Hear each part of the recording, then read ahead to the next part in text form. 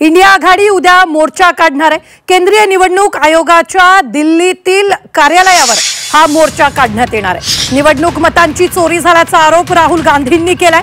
राहुल गांधींच्या आरोपांवर इंडिया आघाडीचं एकमत झालेलं आहे। याच पार्श्वभूमीवर इंडिया आघाडीतील सर्व पक्ष एकत्र येऊन उद्या दिल्लीत मोर्चा काढणार आहे आणि या मोर्चाआधी खासदार संजय राऊतांनी निवडणूक आयोगावर निशाणा साधलाय।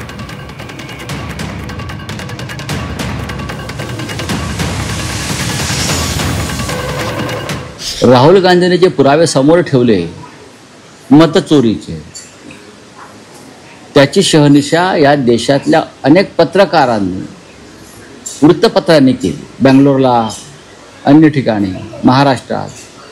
तरीही निवडणूक आयोग जर पुरावे मागत असेल तर त्यांनी डोळ्यावरती पट्टी बांधलेली आहे आणि त्यांच्या तोंडामध्ये बोळा कोंबलेला आहे, हे मला स्पष्ट दिसतं।